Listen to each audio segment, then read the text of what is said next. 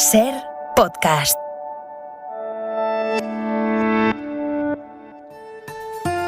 Hora 25. Aimar Bretos. A veces las chispas saltan por el gesto más pequeño, como llevar mal puesto un pañuelo. Mal, según marca una ley retrógrada, una interpretación retrógrada, una tradición retrógrada, y de esas chispas a veces surgen las explosiones de rabia, de indignación, de valentía, de todo.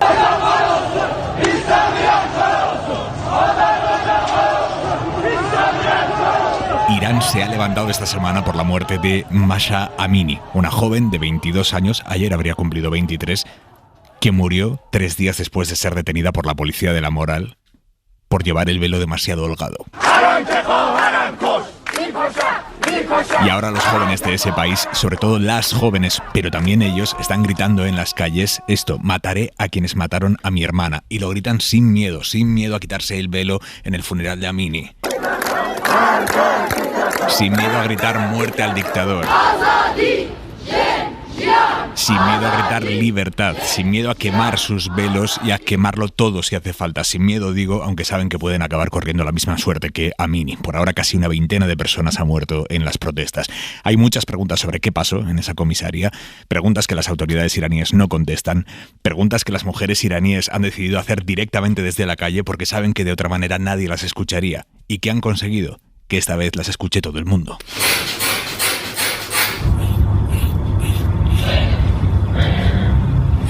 Cientos de mujeres de Irán y de otros países que quieren unirse a este levantamiento contra una norma, un régimen machista, se están cortando el pelo, así como escuchábamos, en solidaridad con las jóvenes iraníes que se lo están jugando todo por alzar su voz. Acaba de responder a todas ellas el presidente del país, Raisi, desde Nueva York. Dice el líder iraní que se está investigando la muerte de Amini, pero para las miles de personas que están llenando de rabia las calles de Irán, esa investigación ya no es suficiente. La chispa ha saltado.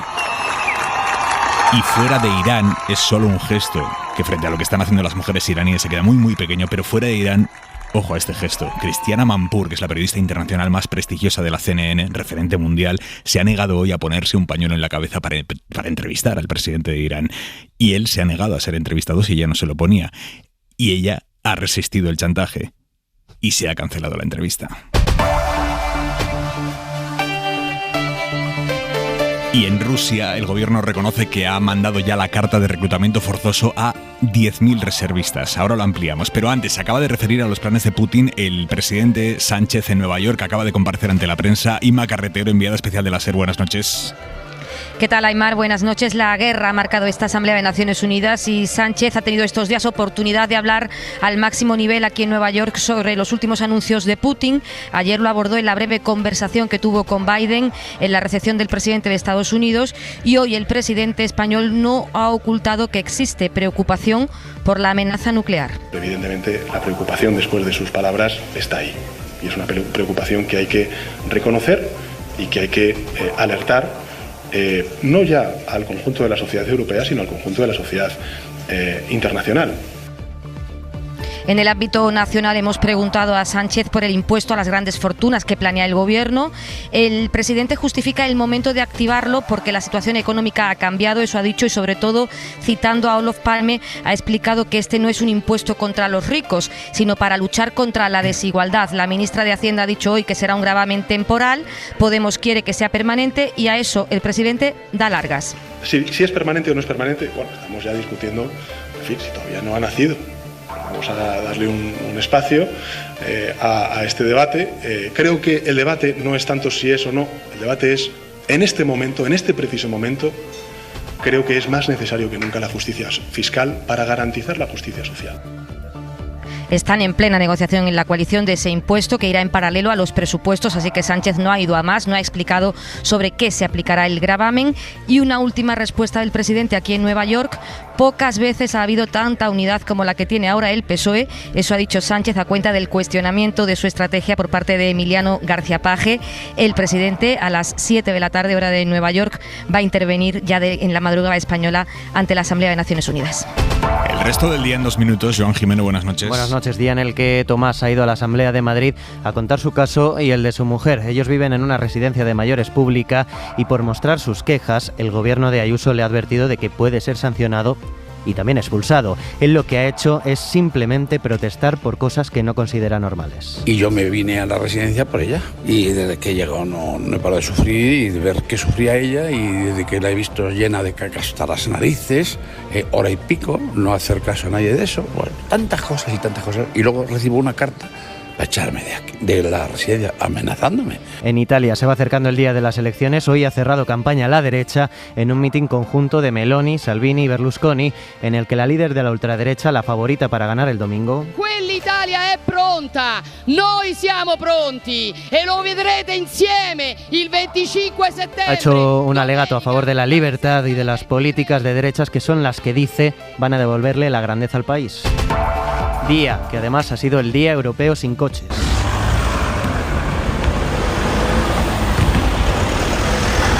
Aunque sin incidencia en ninguna de las grandes ciudades de España, como han podido comprobar las emisoras de la SER. El nivel del tráfico ha sido el de un día normal, con la mayoría de coches ocupados solamente por el conductor.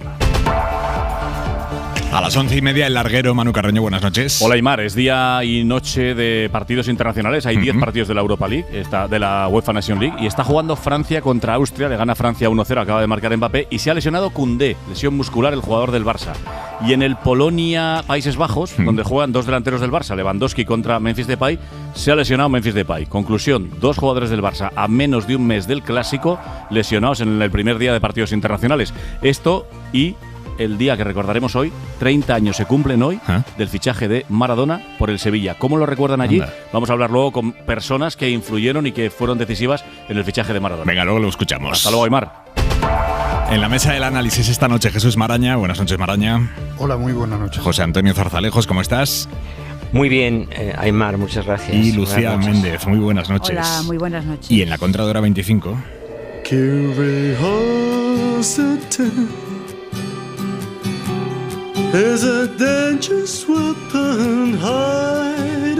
Manuel Javois, buenas noches.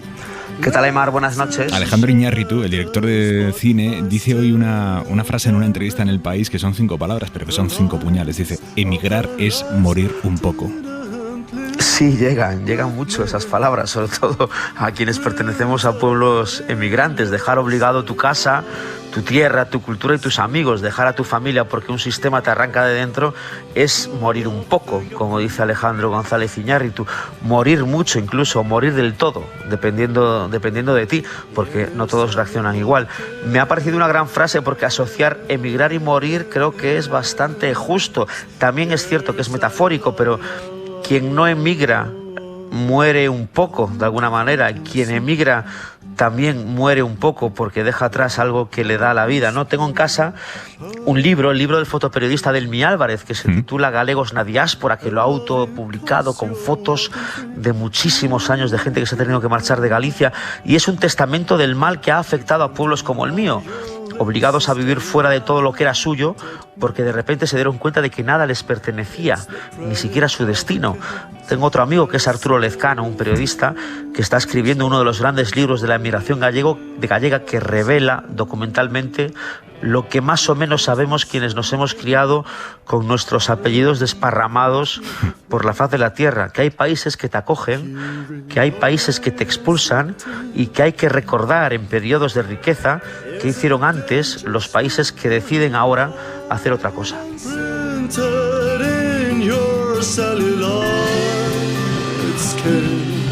Un beso, Javois, hasta mañana. Un beso, Aimar, gracias, chao.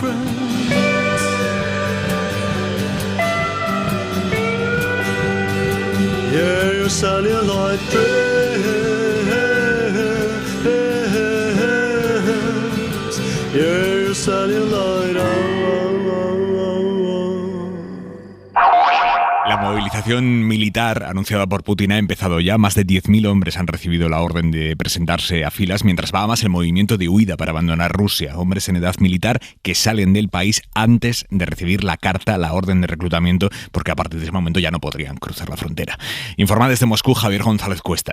Han pasado las primeras 24 horas de movilización y miles de civiles rusos ya saben que su destino es el frente. Hoy se han visto las primeras imágenes de largas filas de hombres en los centros de alistamiento, así como de sus familiares despidiéndose de ellos.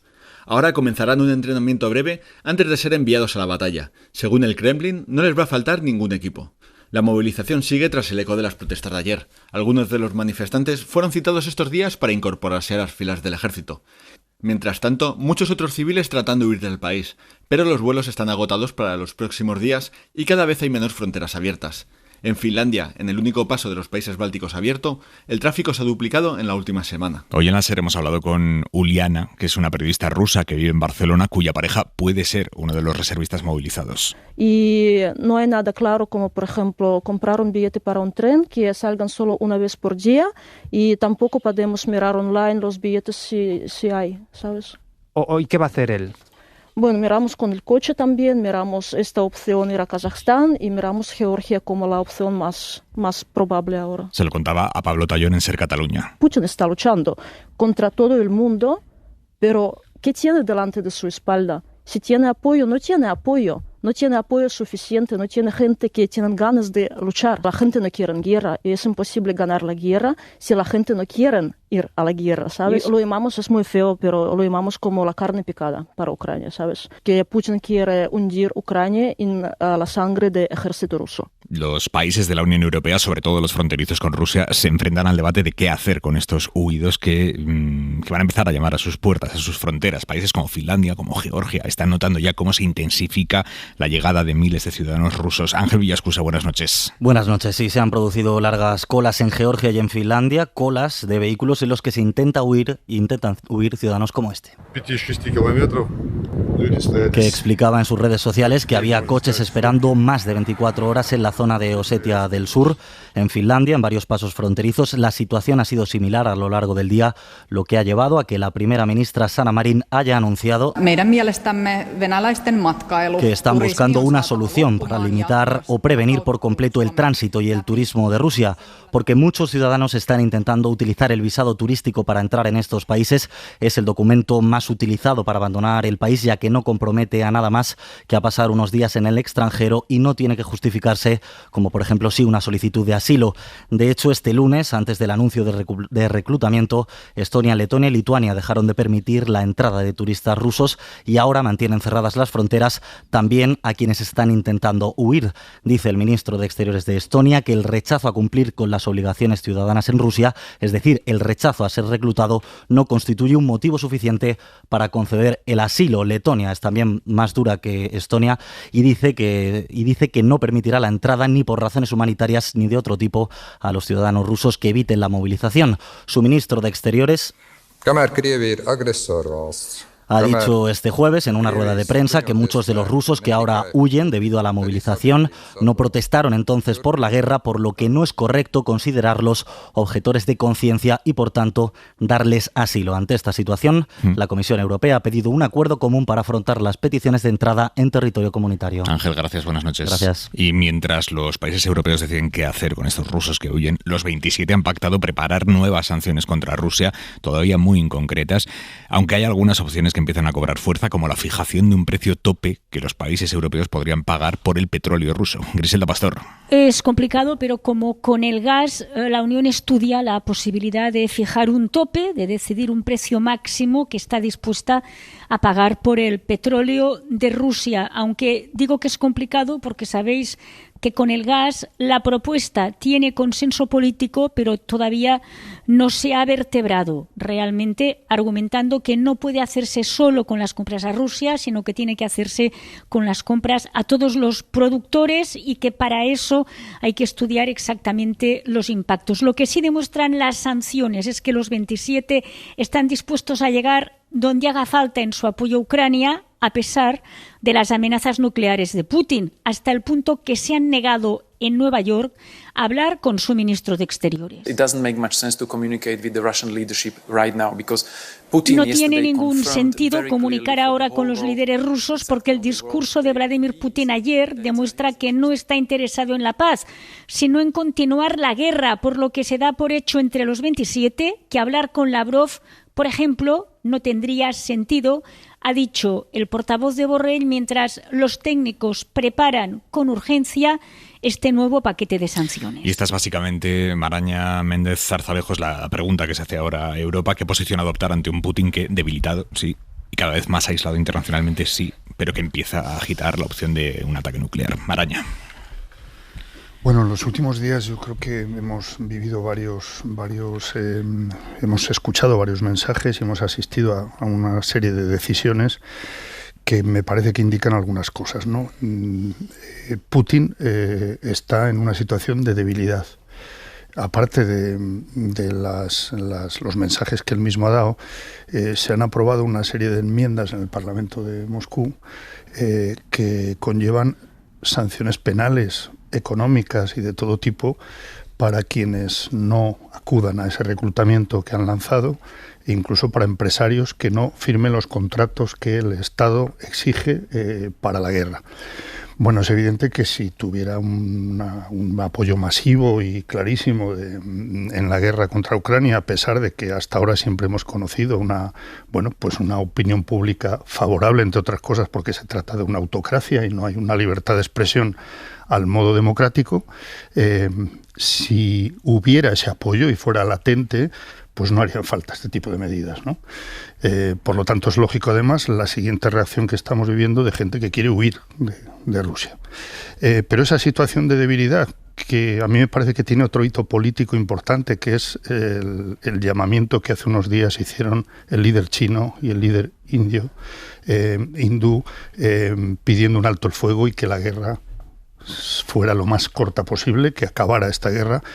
Bueno, son mensajes y son decisiones que indican esa debilidad de Putin, lo cual no quiere decir que sea menos peligroso que hace una semana, porque, claro, vuelve a utilizar la amenaza nuclear y la reacción europea es evidentemente no ceder a ese chantaje y confiando en que cualquier utilización de armas nucleares pues es la derrota de todos, ¿no?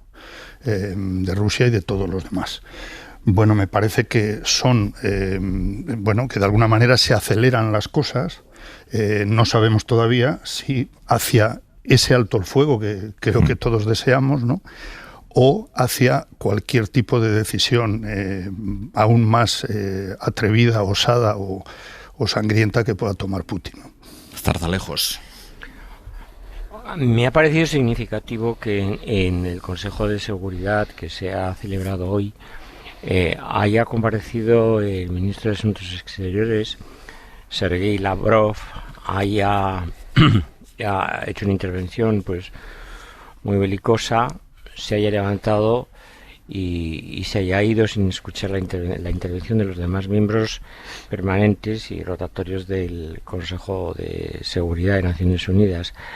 Lo interesante ha venido después. Lo interesante ha venido del representante de la República Popular de China y de la India. Y han coincidido los dos en la necesidad de respetar las leyes internacionales y de mantener las fronteras de los países y respetar su soberanía. La soledad internacional de Rusia, de Putin, es desoladora para Putin y eso efectivamente le hace más débil. Si eso lo combinamos con que hay una reacción, digamos, de resistencia a una movilización de reservistas que se dice que son 300.000, pero que podrían llegar hasta 1.000.000, quiere decir que el fracaso fundamental de Putin es de relato también, de narrativa interna, no solamente internacional, porque hasta el momento los medios de comunicación rusos venían hablando de operación militar especial. No se hablaba, por lo tanto, de movilización ni parcial ni general, ni mucho menos se hablaba de una acción bélica. Ahora ya estamos entrando en una dinámica completamente diferente a la anterior.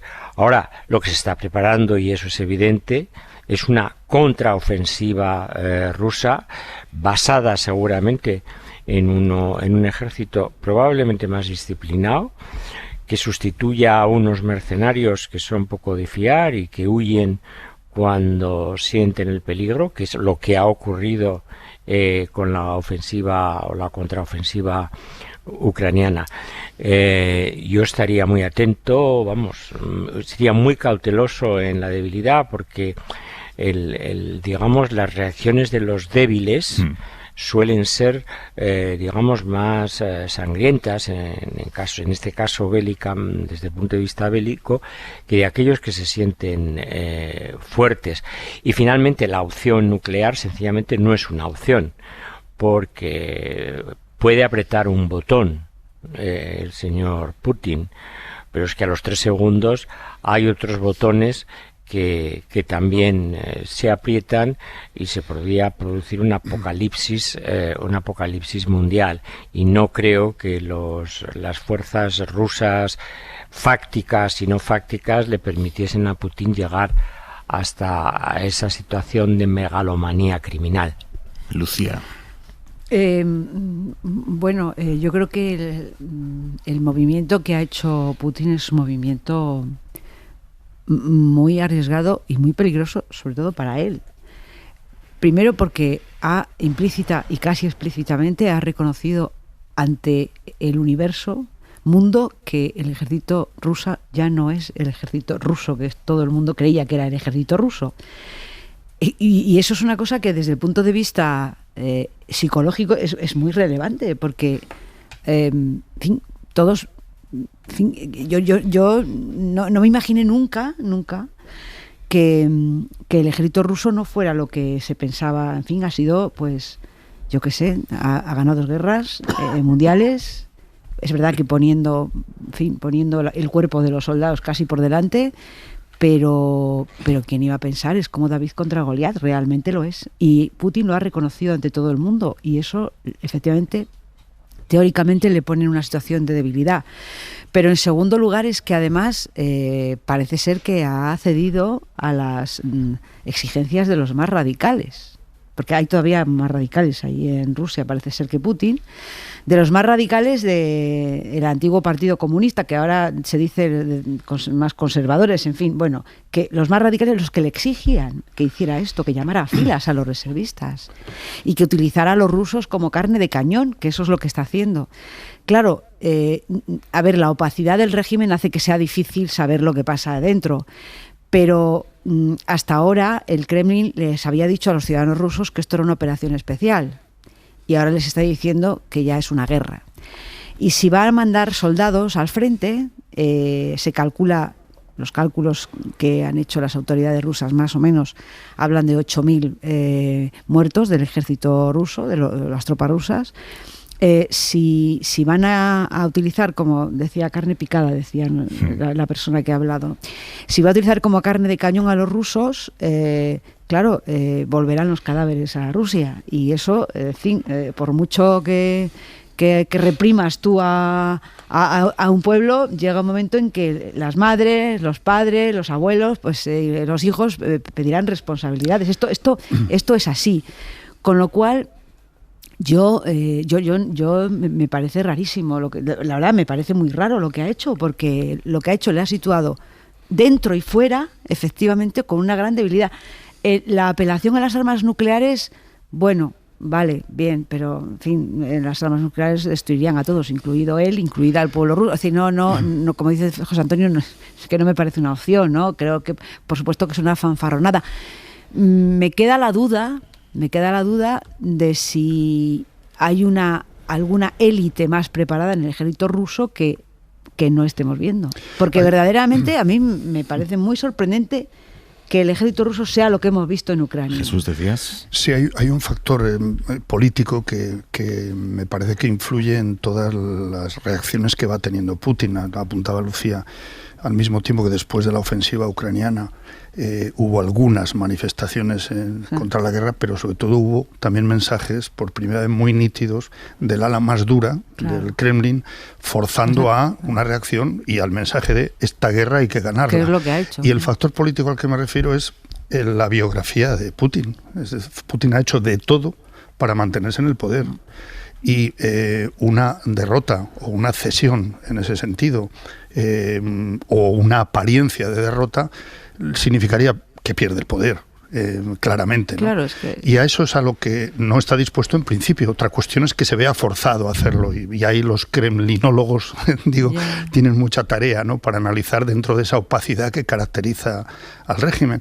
Pero me parece que ese factor, conociendo los 20 años de Putin últimos y cómo ha actuado y cómo ha cambiado las leyes para poner a un títere como primer ministro y seguir en la presidencia o viceversa, etcétera, bueno, pues condicionan, bueno, no hay más que leer el Limonov de Carrere, ¿no? Pues bueno, pues me parece que en una situación como esta llevan más a pensar, desgraciadamente, en que hará de todo, continuando la guerra y lo que haga falta para tener alguna victoria que vender para sentarse o quedarse o seguir en el poder, que otra decisión, si no se ve forzado, insisto, a ella. Por eso me parecía interesante, y lo hemos apuntado ya, la posición de China y de India, que sin ser un ultimátum, pero van ya en una dirección que deja muy solo a Putin. Hora 25, seguimos.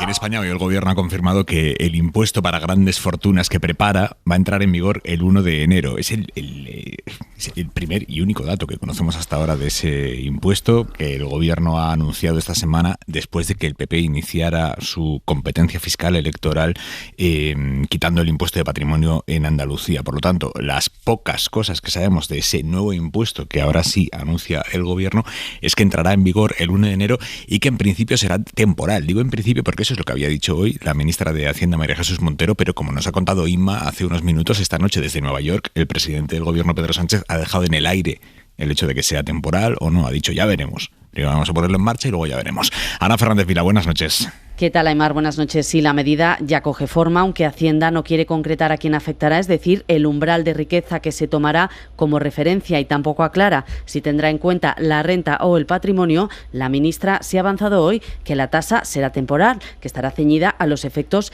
económicos de la guerra y también que estará lista a principios de año. Estamos trabajando en una idea temporal que acompañe este momento, con independencia de que esas circunstancias, pues ojalá pronto se corrijan. Unidas Podemos celebra el giro del PSOE. Llevan años pidiendo esta medida, recuerdan, y están ya negociando los detalles con Hacienda, aunque Podemos reconoce que le gustaría que no fuera temporal y avanzan que insistirán en hacerla permanente. Pablo Echenique. Ya saben que somos cabezones y vamos a seguir insistiendo en esa dirección. Eso sí, la vicepresidenta Yolanda Díaz, máxima responsable de Unidas Podemos en el Gobierno, confirma que aceptan que ahora se impulse con carácter temporal. Ahora mismo necesitamos ingresos públicos de los que más tienen, frente a la propuesta del Partido Popular, que está en una competición por hacer regalos fiscales a los ricos, ¿no? Y mientras, desde el PP... El gobierno español tiene un problema de recaudación. El problema que tienen los españoles es que no llegan a fin de mes por la inflación, que hace que la cesta de la compra sea impagable. Lo que le pedimos al gobierno es que se deje de buscar cortinas de humo. Cortina de humo del gobierno, dice Cuca Gamarra, para tapar sus polémicas internas. Por lo tanto, ahora mismo... Básicamente la radiografía de esta semana es Juanma Moreno inicia la semana anunciando que quita el impuesto de patrimonio porque, dice, perdiendo esos 100 millones de euros aproximadamente a los que renunciamos con esa recaudación que quitamos, el impuesto de patrimonio que pagan los andaluces de más de 700.000 euros, lo que vamos a conseguir es que vengan o que por lo menos no se vayan de Andalucía gente que tiene ese dinero y que se va a Madrid porque en Madrid no tiene que pagarlo. Esa es la tesis de Moreno, diciendo vamos a recaudar más trayendo nuevos actores fiscales que paguen impuestos aquí gracias a quitar este impuesto que lo que ganábamos antes con ese impuesto. Eso de momento es una tesis. La única certeza que hay ahora mismo es que lo que ha conseguido Juanma Moreno es que la semana termine con el PSOE apoyando un impuesto a las altas rentas que en principio hace unos meses no apoyaba. Esta es básicamente ahora mismo la foto de situación, Lucía. Bueno, yo no voy a entrar en el fondo del asunto, yo se lo dejo a los especialistas, qué significa todos estos anuncios que se han realizado en toda esta semana, porque no solamente es el señor Moreno, también es el señor de Mira, es el señor Urkullu, en fin, se ha desatado la carrera. Un furor fiscal. Sí, en el asunto fiscal. No estoy segura de que los ciudadanos seamos capaces de entender del todo a qué obedece esto. Yo me voy a limitar a la parte, digamos, más estrictamente política, pura y dura, ¿no? Bueno, yo creo que Juanma Moreno lo que ha hecho es venir a Madrid a presentar sus credenciales, a hacer el primer movimiento relevante desde que tuvo mayoría absoluta. Y además no ha ocultado, ha dicho: yo represento a una tierra, Andalucía, que quiere tener un papel destacado y además quiero quitarle a impositores a Cataluña para que vengan a mi tierra y a Madrid y a todos. Y quiero que Andalucía esté en pie de igualdad con comunidades que teóricamente tienen más protagonismo y más riqueza, como son Cataluña y como es Madrid, ¿no? Yo creo que esta es una primera cosa política que no sabemos las consecuencias que tiene, pero que tiene consecuencias en términos generales y dentro del Partido Popular también, ¿no? Porque, bueno, es un desafío también a la presidenta de la Comunidad de Madrid y, por supuesto, al gobierno de Cataluña, ¿no? Porque él mismo dijo que había unas cuantas personas que él querría traerlas porque en Cataluña se pagaban más impuestos que en Andalucía cuando haga esta reforma. Entonces, esto es un movimiento político que no sabemos qué continuidad tendrá ni qué consecuencias tendrá para el futuro, pero esto es así. Y luego está el movimiento y esto en el Partido Popular, bueno, pues ha sido como el señor López Miras en Murcia lo ha imitado. De momento no se sabe que otros presidentes lo vayan a hacer, pero esto ha tenido como consecuencia que el gobierno ha hecho a su vez un movimiento, que es sacar del cajón una propuesta que teóricamente no tenía y que obedece además a que yo creo que Juanma Moreno le ha proporcionado al gobierno esto que tanto le gusta del relato político, ¿no? Es decir, tú le bajas los impuestos a los ricos, y yo le subo los impuestos a los... Esta es la tesis, ¿no? Es decir, tú se lo das, yo se lo quito. Bueno, yo creo que esto supongo que corresponde a una campaña electoral pura y dura, en la que los impuestos pues han venido, pues no sé si han venido para quedarse o si esto es un fogonazo, porque claro, parece que la propuesta del gobierno no se sabe muy bien su concreción, ¿no? Es decir, así como Juanma Moreno ha concretado en qué consiste su propuesta, el gobierno, digamos que a mirar en el cajón y ha dicho: a ver qué tengo aquí para contrarrestar la parte política del PP. Y eso es lo que... Y eso, esta es la semana, ¿no? Pero no sé exactamente cuáles son las consecuencias ni que esta semana va a tener. No sé si esto es una improvisación en general, si van en serio. El único que yo creo que va en serio es Juanma Moreno, que ha venido aquí y bueno, y ha hecho valer su poderío político. Zarzalejos. Bueno, yo me referiría, creo que hay un punto de inflexión en este asunto, que es la reacción a título personal, dijo, del ministro Escrivá, cuando habla de la posibilidad que a él le gustaría de recentralización.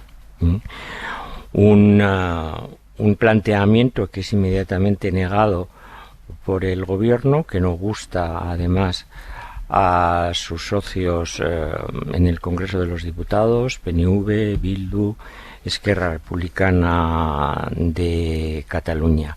Y esto, bueno, digamos que se olvida lo de Escrivá, primero diluyendo ese planteamiento como una opinión personal, pero inmediatamente después sacando efectivamente del cajón esta tasa para los ricos, o parece ser que para los muy ricos, de la que sabemos muy poco, pero sí sabemos dos cosas de este planteamiento, que vamos a ver si es una tasa temporal, permanente, los umbrales de riqueza, dónde está el mínimo exento, cómo se articulan, etcétera. También tenemos dos certezas. Una primera, que efectivamente estaba contemplada en el programa del gobierno de coalición, y que antes del verano, cuando se planteó por Unidas Podemos, el Partido Socialista rechazó en el Congreso.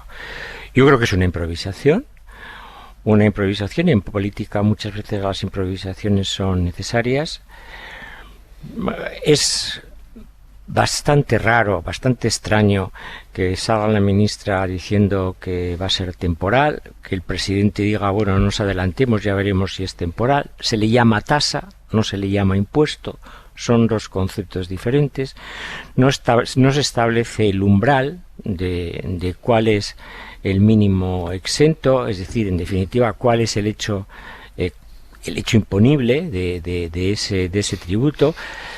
Por lo tanto, tenemos muy pocos elementos para opinar desde el punto de vista más técnico, pero sí tenemos elementos para contemplar, digamos, esta salida del gobierno como una reacción necesaria ante una pérdida de terreno político con las declaraciones de Escrivá inmediatamente posteriores a lo que ha hecho Moreno Bonilla. Y hay que también subrayar un tema importante. El lehendakari Urkullu ha bajado el tramo autonómico del impuesto sobre la renta, y no hay que olvidar que el gobierno vasco es un gobierno de coalición, PNV, Partido Socialista de Euskadi. Bueno, yo creo que a lo mejor no estamos hablando de grandes cifras de recaudación, porque al final no son grandes cifras de recaudación, pero sí estamos estableciendo un marco político en el que los impuestos, eso resulta una variable de convicción para unos y para otros en diferente sentido. Pero no tenemos elementos técnicos para valorar esta tasa a los ricos o a los súper ricos. Maraña.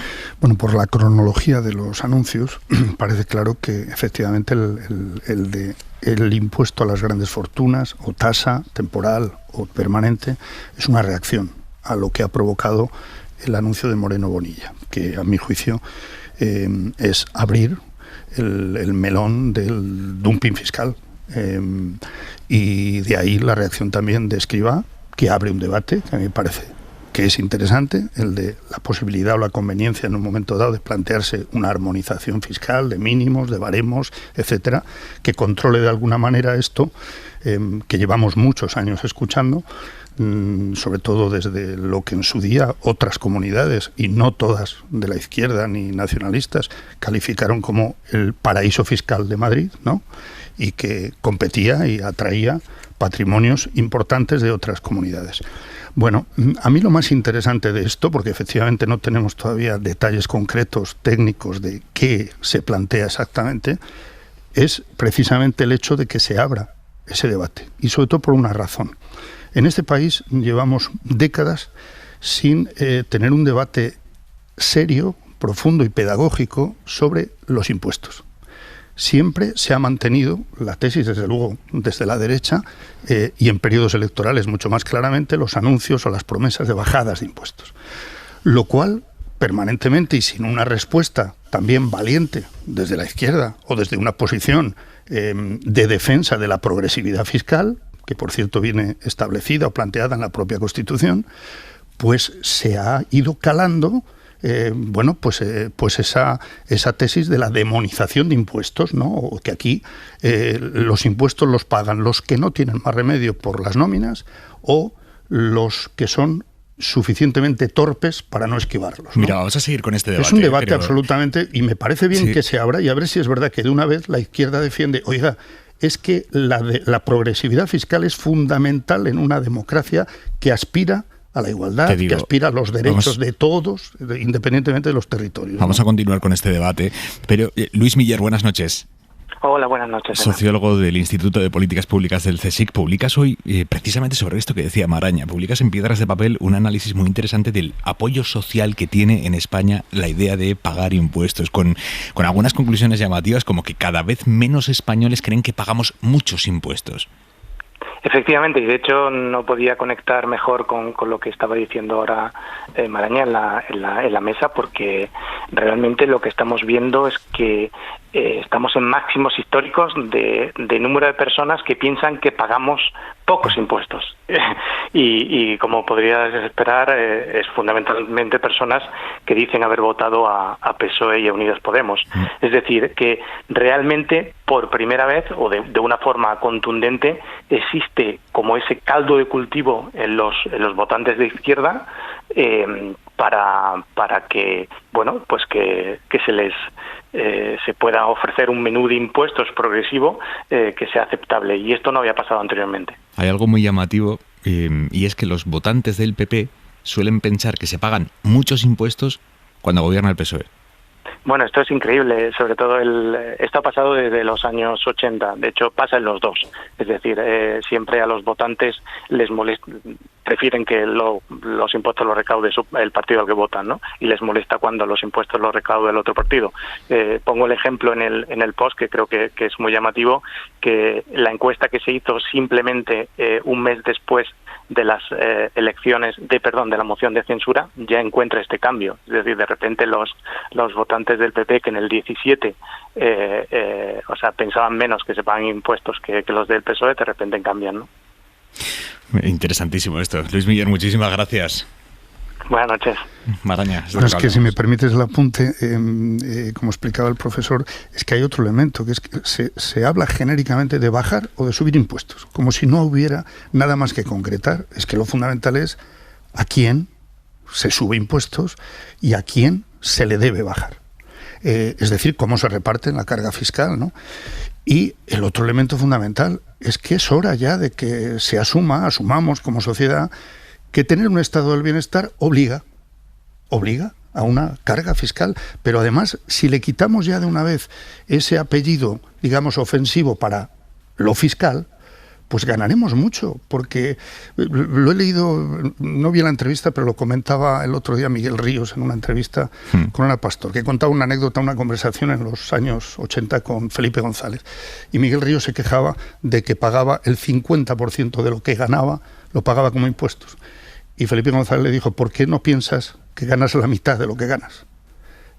Y Miguel Ríos explicaba, bueno, es un ejercicio difícil, pero convendría empezar a pensar no que nos quitan de nuestro sueldo, sino que aportamos cada cual, y desde luego proporcionadamente a lo que uno ingresa o al patrimonio que tiene, para lo que es la caja común, lo que supone sostener una sanidad eficiente y sólida, una educación, etcétera. Es que yo creo que nos va no solo en lo económico, sino nos va la democracia y el bienestar en ello, ¿no? E insisto, conviene recordar que esto está como objetivo y como planteamiento sólido en la Constitución española, que siempre se nos olvida, ¿no? No, yo creo que hay un también, complementariamente al debate sobre los impuestos, hay un par de asuntos que en España están cronificados, digamos como enquistados, ¿no? Por una parte es la economía sumergida. Nosotros tenemos en torno a un 17, un 18% de nuestro PIB que está sumergido. Es decir, es negro.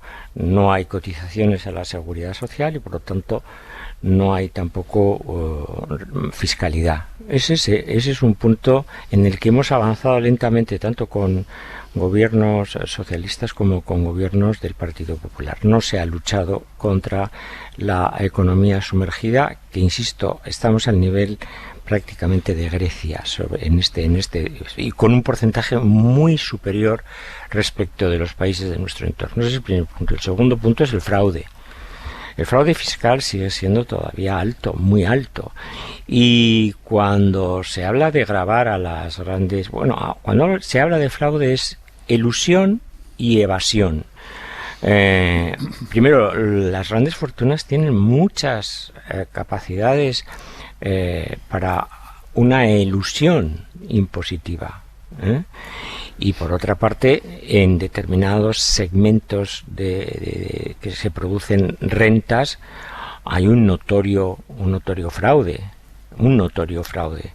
y bueno, esos son temas que son muy recurrentes y que no se han abordado y que también deberían abordarse. Y después hay que distinguir la naturaleza de los impuestos. Hay los impuestos directos y los impuestos indirectos, y luego están las tasas, que es una cosa completamente diferente. El tema del patrimonio, lo mismo que la tasa de la que se está hablando, en el conjunto de la recaudación tiene mucho más de narrativa discursiva de carácter ideológico que de efectividad, porque los impuestos verdaderamente recaudatorios son los de sociedades, los del IVA, y los de renta, fundamentalmente, y después están los impuestos especiales también. Quiero decir con esto que no podemos tampoco simplificarlo, y esto del patrimonio, concretamente del patrimonio, yo tengo delante en este momento los porcentajes que supone de recaudación para las comunidades autónomas son muy pequeños. Aquí esto es una batalla mucho más política, de narrativa política, en un proceso, en un momento en el que se inicia un ciclo electoral. Solo un inciso. Yo creo que además en eso creo que hay estudios también suficientemente sólidos, ¿no? Alguna relación hay de lo que hablábamos de la falta de pedagogía fiscal y de defensa de la progresividad fiscal en relación con las cifras y los datos de fraude y de elusión fiscal en ese país. Porque la diferencia en ese sentido con países del norte, por ejemplo, es evidente.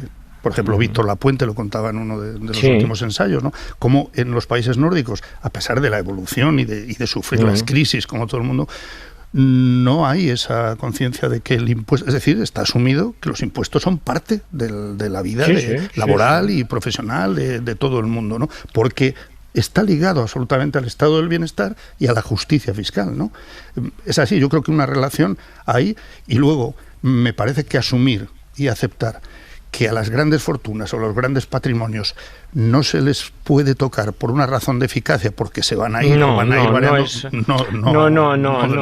por eso. Yo es que creo que hay una diferencia que ahora no podemos entrar en ese tema, pero sería muy interesante debatir sobre qué es lo que debe gravarse, lo que se gana, y cuánto que tiene el patrimonio de ahorro.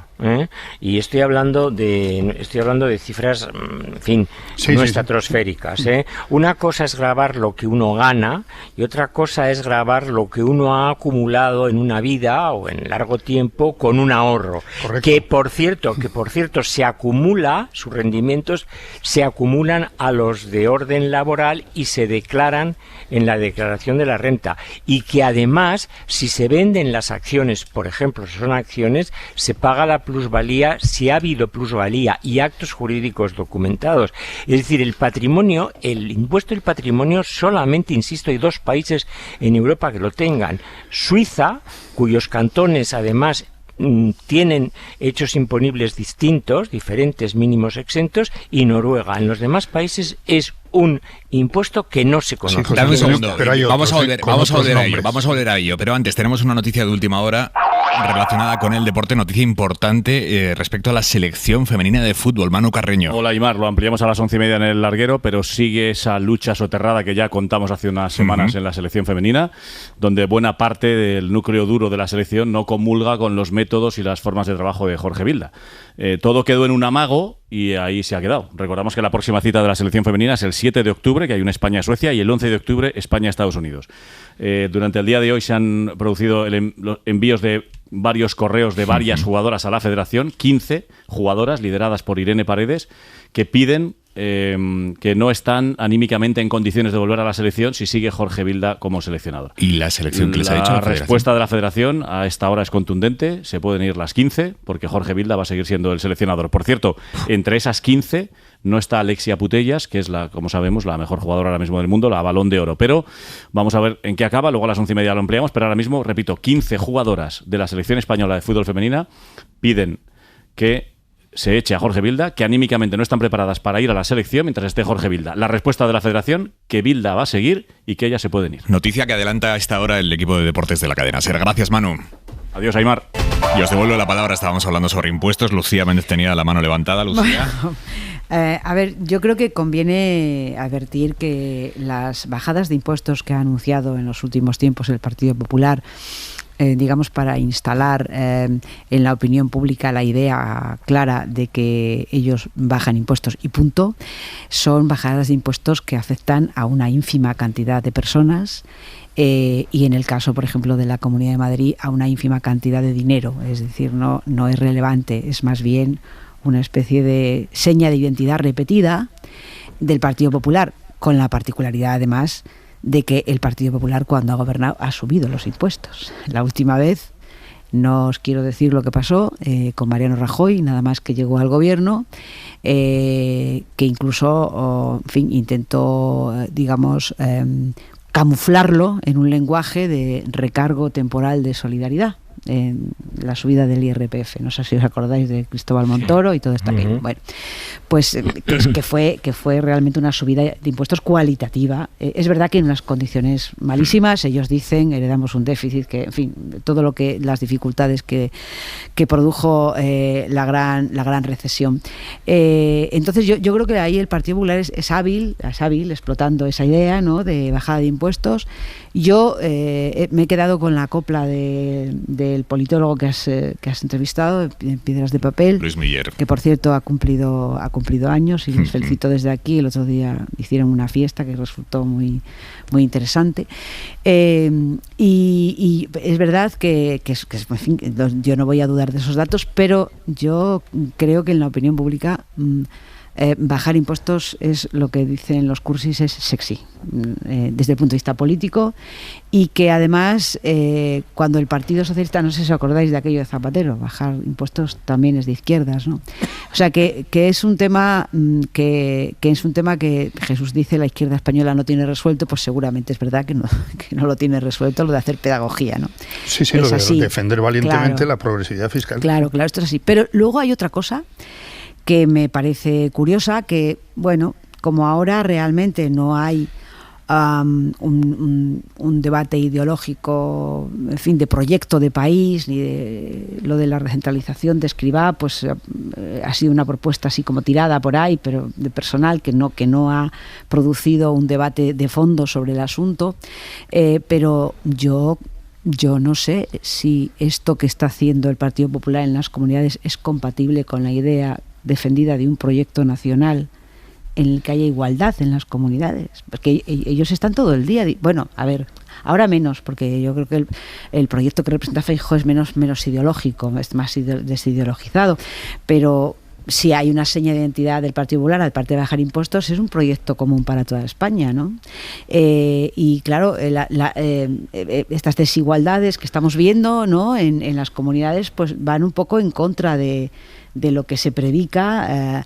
Es verdad que el señor Feijóo está dando libertad a las comunidades autónomas para que hagan lo que consideren oportuno y tal, pero yo creo que el proyecto que ha representado el Partido Popular históricamente, bueno, a mí me parece que está sufriendo un poco con esto. Y luego, claro, a ver, es que aquí hay una excepcionalidad fiscal que como nadie habla, porque como el PNV es intocable, pues no.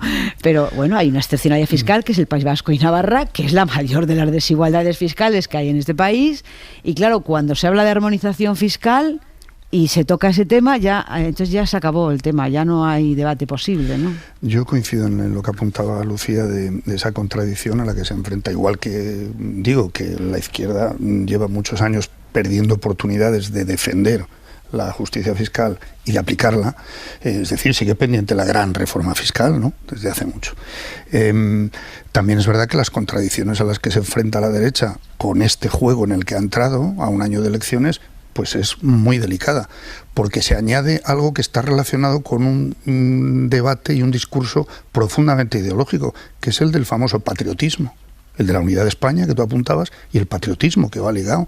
Y me parece que hay un porcentaje cada vez más importante de la ciudadanía que tiene claro que patriotismo es contribuir en lo justo a la caja común. Ese es el patriotismo prioritario. Y luego pueden venir los sentimientos territoriales, patrióticos de pueblo, las banderas, los símbolos, etcétera. Pero el patriotismo más claro es no esquivar lo que es los intereses comunes y lo que a uno le toca aportar, ¿no? Me parece que es un debate, insisto, que solo el hecho de que se abra, por las razones que sean, lo ha provocado Moreno, ha reaccionado tal. Y solo un apunte más. El impuesto, que ahí podemos entrar en lo que apuntaba Zarzalejos, de que hay un debate mucho más técnico y demás, de cómo definimos una gran fortuna, cómo definimos a los ricos, dónde están... Pero esto no es nuevo, no es una improvisación que surja ahora. Recordemos el debate en Francia, cuando Macron quitó un impuesto que venía de los años 80 a las grandes fortunas en Francia, y fue uno de los factores que movilizaron nada menos que los chalecos amarillos.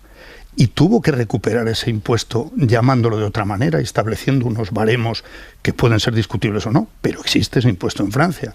Lo dirán, no hay impuesto del patrimonio en la mayoría de los países, pero hay otros impuestos, insisto, a la gran fortuna o a, impuestos que inciden, insisto, en la justicia fiscal de alguna manera. Sí, que pero queda Jesús, mucho que recorrer. Eso es cierto, pero claro, es que estamos hablando con conceptos que son indeterminados. ¿Qué es una gran fortuna para empezar? Esa es la primera cuestión, que vamos a ver si el gobierno en esta tasa temporal o en este impuesto permanente, en lo que sea, lo define. ¿Qué compatibilidad tiene esto? Primero, si es una recaudación del Estado o es transferible a las comunidades autónomas. Si es compatible o no con el actual impuesto del patrimonio. Y después creo que hay que hacer también, si tenemos que hacer pedagogía, también los periodistas deberíamos hacerlo en los análisis. Una cosa es cuando Moreno Bonilla o Ayuso quitan el impuesto. No es que lo estén quitando, están bonificando al 100%, porque la obligación de presentar, tanto en Madrid como en Andalucía, la declaración de patrimonio breve, José Antonio, es... ¿Sí? ¿Perdón? No. Es obligada y se cruza con la declaración de la renta. Quiero decir que eso también es importante, ¿eh? El patrimonio se declara tanto en Madrid como en Andalucía y está bonificado al 100%, pero se cruza con la declaración de la renta. Seguimos en Hora 25 pendientes de la actualidad con noticias de esta noche, como el hecho de que el fiscal general del Estado ha ascendido a la exfiscal general del Estado, Dolores Delgado, a fiscal de sala, la pone al frente de la Fiscalía Militar. Es un ascenso que además se lleva a cabo en contra del criterio de la mayoría del Consejo Fiscal, de los fiscales conservadores prácticamente. Miguel Ángel Campos, buenas noches. Hola, buenas noches, Aymar. Sí, por 6 votos frente a 5 y una abstención, de forma reñidísima. El fiscal general del Estado, Álvaro García, ha propuesto este jueves ascender a su antecesora, Dolores Delgado, a fiscal de sala del Tribunal Supremo, la máxima categoría de la carrera. La propuesta de nombramiento la ha hecho García Ortiz, como decías, con el voto en contra de la mayoría del Consejo Fiscal, su órgano asesor. Los 6 miembros de la mayoritaria Asociación de Fiscales ha rechazado votar a Delgado, mientras que ha contado con el apoyo de 2 consejeros de la Unión Progresista de Fiscales, de la Teniente Fiscal del Supremo y de otros responsables del colectivo. Delgado, que en principio, después de que hubiera abandonado de forma voluntaria la Fiscalía General del Estado, debía regresar a la Audiencia Nacional, donde es fiscal y de donde procedía, ahora, con toda probabilidad, ocupará el cargo de fiscal de sala del Tribunal Supremo. Miguel Ángel, gracias, buenas noches. A ti, buenas noches. Y lo que se ha confirmado hoy también es la ruptura definitiva de Vox con Macarena Olona. La relación estaba ya rota desde que Olona empezó a echarle un pulso en público hace semanas a Abascal. Hoy ya se ha oficializado que le cierran la puerta, que no quieren saber nada de ella en el partido. Y ella, Olona, ha contestado anunciando un acto para el lunes con Mario Conde. Ojo ahí. En la extrema derecha dividida públicamente, como no había pasado hasta ahora desde que Vox cobró la fuerza que tiene hoy como partido. Guillermo Lerma. ¿Qué tal, Aymar? Buenas noches. El malestar de Vox con la actitud de la que fuera una de las diputadas más populares se ha ido cocinando poco a poco, con mensajes velados a través de las redes sociales por parte de Olona y con declaraciones irónicas de Abascal en público. Pero nadie hasta hoy había expresado de forma tan contundente esa fractura interna. La candidata a la Junta de Andalucía abandonó la política en julio alegando razones médicas, pero solo un mes después reaparecía recuperada, haciendo el Camino de Santiago, insinuando querer volver a la primera línea y pidiendo una reunión al presidente de su partido para hablar de futuro.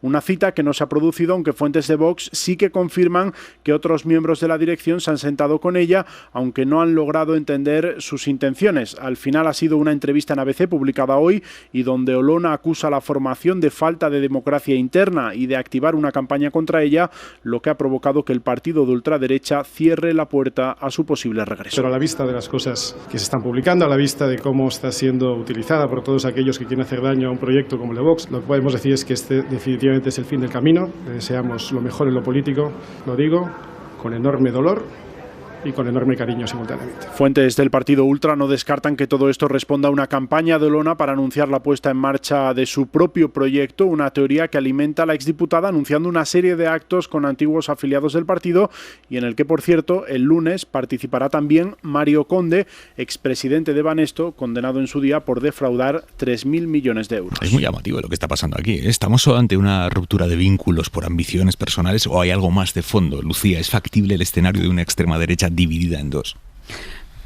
Bueno, yo creo que el final de la noticia es un poco sainete, ¿no? Digo lo de Mario Conde. Es que no parece... O sea, yo no me lo puedo tomar en serio. Me vais a perdonar. No me puedo tomar en serio un proyecto político de Macarena Olona con Mario Conde, verdaderamente. Porque, a ver, a lo mejor la gente joven no sabe quién fue Mario Conde, pero las personas que tenemos una cierta edad sabemos quién fue Mario Conde. Bueno, ¿sabes lo que pasa, Aimar? Que yo creo que el problema es que lo que está haciendo y ha hecho Macarena Olona lo ha hecho en público, delante de todo el mundo. Entonces, ahí no hay nada que oculto detrás de eso, es decir, no hay una división en el partido, no hay un lío interno orgánico, no, o sea, Macarena Olona delante de todos los españoles, de todo el mundo, primero se presenta a unas elecciones para condicionar el gobierno de Andalucía. En el momento en el que fracasa esa noche electoral, dice que se queda, pero le pide al partido volver a Madrid, al Senado, porque claro, parece ser que fue obligada a esas elecciones, cosa que tampoco ella dijo que iba obligada, pero parece que iba obligada. A continuación se retira públicamente y nos informa de que está enferma y por tanto no puede hacer frente a sus responsabilidades políticas. Al mes siguiente regresa y dice que bueno, que vuelve, pero que no vuelve, pero que sí que vuelve, hace el Camino de Santiago, se hace unas cuantas fotos, bueno, y ahora lo que está haciendo pues es ella por sí misma, tampoco se sabe si echándole un pulso a la dirección o no echándole, porque claro, es que es un poco de risa que hoy diga en el ABC que no hay democracia interna. Oiga, pero perdóneme usted, pero cuando usted estaba ahí había democracia interna, la garantizaba usted y usted se ha ido y ya no hay garantía. En fin, o sea, yo creo que Vox ha construido un personaje, que ella se ha creído el personaje y que el personaje se ha vuelto contra Vox. Pero verdaderamente la equiparación de Macarena Olona con la persona que probablemente va a ganar las elecciones en Italia es que no tiene comparación posible, porque las personalidades no tienen nada que ver. O sea, yo creo que Macarena Olona es un producto de la burbuja mediático de redes sociales y de internet, y ella se ha creído su propio personaje. Pero no hay detrás de ella no hay nada, porque ella fracasó en las elecciones andaluzas. José Antonio. Bueno, lo hablamos el jueves pasado, esto lo comentamos, recordar, ¿no? Y yo me permití explicar que había un enfrentamiento abierto entre la dirección y Macarena Olona, que hoy se ha puesto de manifiesto, digamos, de una forma casi cruenta en la entrevista que ha dado a ABC, en la que habla de linchamiento, de falta de democracia interna. Yo creo que es una crisis que sí tiene alguna profundidad en Vox, porque no hay que olvidar que Macarena Olona fue un emblema parlamentario de Vox. Fue una mujer que concitó muchísimos entusiasmos. Es verdad que ha tenido una deriva extraña, rara, zigzagueante y muy excéntrica, pero yo constato que esto es una crisis en Vox, porque esta señora, que estaba absolutamente entrañada dentro de la organización, ha salido... Parece que no tanto, ¿no? Bueno, no, ahora, estaba bueno, claro, ella se ha ido, pero estaba entrañada en la organización, hasta el punto de que se le entrega la candidatura de Andalucía, donde estaban depositadas todas las esperanzas de condicionar, sí, como tú bien has dicho, se le entrega a ella con una libertad realmente extraordinaria, y ella fracasa rotundamente. Entonces, y esto, en vez de asumir ese fracaso de una manera humilde o normal, pues hace unos movimientos excéntricos, zigzaguea en los argumentos exculpatorios y al final termina intentando lo que es claramente una escisión. Yo no me la tomaría demasiado en serio, pero tampoco caería en una actitud despectiva en cuanto a Vox se refiere, que yo creo que ahí sí está creando fisuras. Maraña. Bueno, se le construyó un retrato, yo creo que no solo por parte de Vox, sino también por parte de bastantes medios, de ganadora casi descontada, y se la vaticinaba como vicepresidenta del gobierno andaluz con Moreno, ¿no? Esto fue un proceso muy rápido al que dio la impresión de que ella no estaba muy entusiasmada con ese papel, ¿no? Pero en todo caso, yo lo que no he percibido en toda esta crisis es un fundamento ideológico. No he percibido diferencias de ideas o de proyectos o tal en Vox, ¿no? Sino más bien una crisis muy personal o muy de poder, o en fin, muy extraña, ¿no? Y muy localizada. Sin embargo, sí me parece interesante, hace un ejercicio nuestro compañero Ángel Munarriz para mañana en Infolibre, que ya van 5 partidos fundados por críticos con Abascal, por discrepantes o disidentes de Vox, ninguno de la notoriedad que tiene Macarena Olona. Uno de ellos, por cierto, solo uno le ha ofrecido a Macarena Olona, uno que se llama Juntos por España, presidirlo, una de esas escisiones o de fundaciones de partidos a raíz de Vox, ¿no? Pero, a ver, yo creo que es muy difícil con esas tesituras que se anticipan y esos actos con Mario Conde y demás, que esto tenga algún viso de ser sólido. Que esto sea un factor más, entiendo que es lo que apunta José Antonio, de algún tipo de, no sé cómo denominarlo, de algún tipo de debilidad o de discrepancias internas, etcétera, en Vox, pues hombre, es un factor que hacia afuera, desde luego, da esa impresión. Yo añadiría que la crisis que está sufriendo Vox tiene que ver con Macarena Olona, no tiene que ver con Macarena Olona. La crisis que está sufriendo Vox, hombre, la crisis que está sufriendo Vox es producto de que en Andalucía sus expectativas fracasaron y que a todas luces está retrocediendo. Por tanto, bueno, es una crisis, no diría yo una crisis de identidad, pero sí es una crisis estratégica en el sentido de que es una fuerza que iba para arriba y ya no va para arriba, sino que igual va para abajo. Ahora bien, hay mucha discrepancia sobre el suelo, sí, es decir, hay demoscópicos que dicen cuidado, lo que digas, que el suelo es firme, pero en Andalucía, es decir, aquí lo que ha sucedido en las elecciones de Andalucía, que como afectan a muchas cosas, se nos olvidan algunas, lo grande que ha sucedido es que el Partido Popular, que se suponía que solamente podía parar a Vox en Madrid, pareciéndose a Vox como Isabel Díaz de Ayuso, lo que se demostró en Andalucía es que también se le puede parar con otro tipo de... Y eso es lo relevante. El factor Olona también ha sido analizado, que también contribuyó a eso, por el hecho de que pudo haber un porcentaje alto de votantes al PP que interpretaron que era una manera de frenar a Olona. O sea, que es una construcción que ha tenido sus... Puede ser la cara de una crisis, pero no porque sea ella, sino porque realmente Vox está en una encrucijada y lo está. Donde la extrema derecha va claramente hacia arriba es en Italia. Esta noche la extrema derecha con 2 cabezas que tiene allí, que es la de Salvini y Meloni, cada una con su peculiaridad, pero extrema derecha ambas, y la derecha de Berlusconi han proyectado unidad en su último mitin conjunto de campaña en esta coalición de 3 partidos que todo apunta que va a ganar las elecciones del domingo y que va a gobernar el país con Meloni al frente. Es llamativo que, a pesar de que no hay dudas de que van a ganar en las urnas, esta noche la Piazza del Popolo no la han llenado ni de lejos. Allí ha estado Joan Solés. Joan, buenas noches. Buenas noches, Aimar. Lo de esta tarde en Roma con la Piazza del Popolo medio vacía ha sido una exhibición del mayor valor que puede aportar la derecha italiana frente a la izquierda, su unidad frente a la división del resto de partidos. Berlusconi, Salvini y Meloni, convencidos de su victoria en las generales del próximo domingo, han arremetido contra los derrotados, así los han calificado a sus adversarios, cuando aún faltan 2 días para que la última palabra recaiga en el voto de los italianos. Viva Giorgia! ¡Viva Matteo! Berlusconi, con sus vivas a Meloni y a Salvini, ha sido tan exageradamente elogioso y nostálgico con sus gobiernos en el pasado como crítico con todo lo que no es de derechas.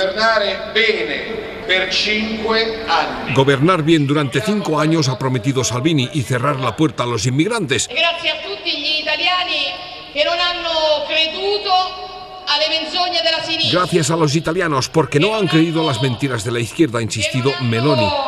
Ha resultado sorprendente, Aimar, la obsesión de los tres, Berlusconi, Salvini y Meloni, con sus adversarios, con poco énfasis en el programa de gobierno de la derecha, en realidad en los tres programas de gobierno, porque cada uno tiene el suyo y no siempre casan. Pablo Agustín-Duy, gracias Joan. Pablo Agustín-Duy, que hablábamos con él el otro día aquí en Hora 25, ha escrito hoy una reflexión interesante. Maraña dice: Meloni está cerca de lo que no logró Le Pen, que es la ultraderecha gobernando un país fundador de la Unión Europea. La incapacidad de sus adversarios y la falta de reacción allanan su camino. Debatimos sobre el retorno del fascismo, pero en Italia es la era antifascista la que puede haber terminado. No sé si lo compartes. Bueno, claro, como siempre, cuando hablamos de expectativas electorales, siempre me cabe el lugar a la duda, ¿no? Y hay que esperar a las urnas, a la participación, a la movilización del resto en Italia, pero es verdad que hay una unanimidad en los sondeos que desde luego vaticinan que puede existir esa posibilidad firme, ¿no? Lo que eso significa no solo para Italia, sino para las democracias europeas en general, pues es verdad que es para analizar y reflexionar también sobre cómo hemos llegado hasta aquí, ¿no? Y cómo a lo mejor hemos ido difuminando lo que ha significado históricamente el antifascismo como un componente esencial, imprescindible del ser demócrata. Como hemos ido asumiendo debates en los que se iba confundiendo todos los conceptos, ¿no? Pues ha llegado un momento en que ser fascista o ser calificado de fascista por las propuestas que se hacen, por los discursos xenófobos o anticolectivos concretos, etcétera, etcétera, que es lo que representa Meloni, bueno, pues me parece que hemos ido asumiendo que es discutible en democracia esto, como lo es todo, ¿no? Pero bueno, esto es una alerta, como mínimo los vaticinios que hay para el domingo deberían ser una alerta en términos, insisto, democráticos. Bueno, yo he leído algunos análisis sobre este particular y hay personas que dicen que llamar fascismo a esto que estamos viendo ahora no es el término adecuado, porque el fascismo remite a una realidad histórica que no es exactamente lo que representa la señora Meloni. Y me parece que en las últimas semanas se ha producido un movimiento relevante en toda Europa, o en parte de Europa, concretamente entre los responsables del Partido Popular Europeo. Me estoy refiriendo a Antonio Tajani, que fue comisario, me estoy refiriendo a Manfred Weber, que es de la CDU, intachables demócratas, que ambos han dicho que Meloni ni es fascista ni es de ultraderecha. A mí me parece un discurso verdaderamente peligroso. Bueno, a ver, esta gente, yo estoy hablando de gente que no es sospechosa de ser fascista ni de ser de ultraderecha. Son personas que han estado, en fin, Manfred Weber ha estado al frente del Grupo Popular Europeo y Tajani ha sido comisario. Vamos, yo digo estos dos, pero podría citar algún otro más que consideran que las propuestas de esta señora han ido a las aristas, han ido limándose en relación con Europa, en sobre periodo todo electoral, claro, etcétera. Claro, y si a estas alturas Tajani no considera el trío Meloni, Salvini, Berlusconi no como un peligro en términos democráticos, no lo considera. Y Manfred Weber el otro día dijo que no son de ultraderecha. Bueno, yo introduzco este elemento porque la palabra fascista y antifascista creo que se está, en mi opinión, abusando de estos términos, hablando de unas realidades, porque ni siquiera son como en el este, o sea, ni siquiera son iliberales, que se llama. Es que estamos hablando de otro fenómeno. Pero, Lucía, esa es precisamente una de las trampas que creo que Agustín-Duy lo explica en este artículo, ¿no? Es que, claro, evidentemente la realidad actual no tiene que ver con la de los años 30, claro. Pero por eso hay que interpretar qué es hoy el fascismo, o qué es hoy el peligro del fascismo y qué es ser antifascista. Pues precisamente hoy todo movimiento que lo que pretende es desde dentro de la democracia mantener la xenofobia, criminalizar la homosexualidad o tratarla como enfermedad, etcétera, etcétera, a día de hoy Eso es socavar la democracia, que es el objetivo principal de todo fascismo. Yo sin embargo, creo que hay unos elementos que son bastante definitorios de esos movimientos, que son la reacción, son reaccionarios, profundamente reaccionarios. Es decir, por ejemplo, la confesionalidad es un elemento permanente en el discurso de Meloni. Acuérdate cuando vino a decir que viva la universalidad de la cruz. Exacto, exacto. Después, todos los movimientos LGTBI y todo lo que tiene que ver con el feminismo está proscrito, digamos, en sus planteamientos. Y hay una tercera y dos características más. Son profundamente xenófobos, con un discurso defensivo que enlaza también con el soberanismo, con una concepción digamos regresiva del Estado como Estado-nación, y por lo tanto de ahí se deduce también un recelo antieuropeísta.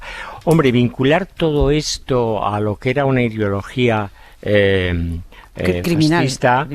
fascista y que era criminal, aunque bueno, se puede llegar también a excesos absolutamente intolerables en el planteamiento de esas fuerzas. Pues yo creo que sería confundir en términos históricos el ciclo en el que estamos. El fascismo responde en los años 30 a unas motivaciones determinadas, lo mismo que el nazismo.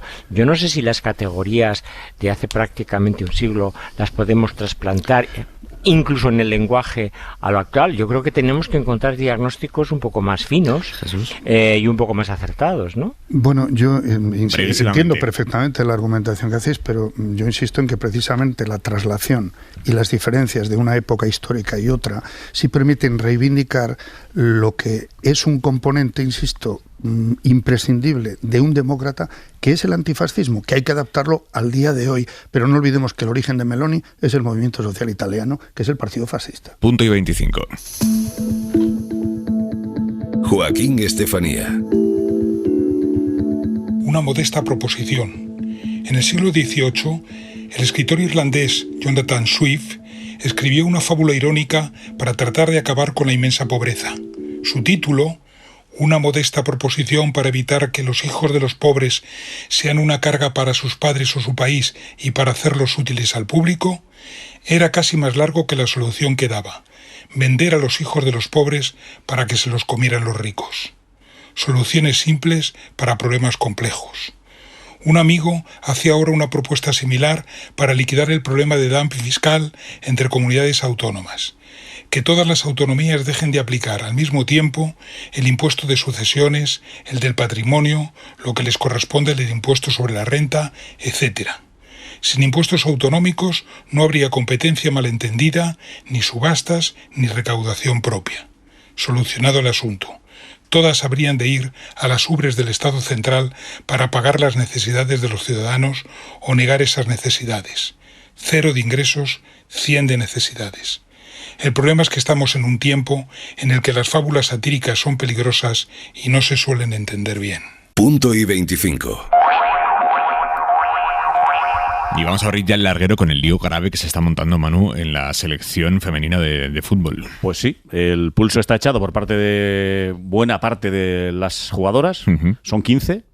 Y la postura de la federación es firme. Lo hemos adelantado a las 11 menos 10 contigo, en hora 25. Ahora en el larguero lo ampliamos, pero la decisión de la federación es que Jorge Vilda va a seguir.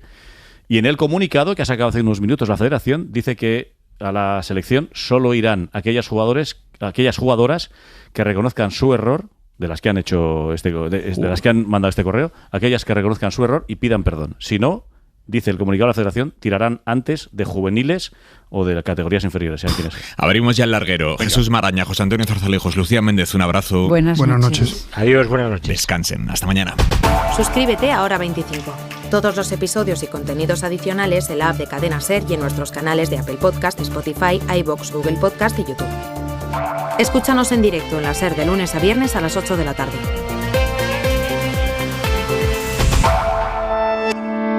Cadena SER. La radio.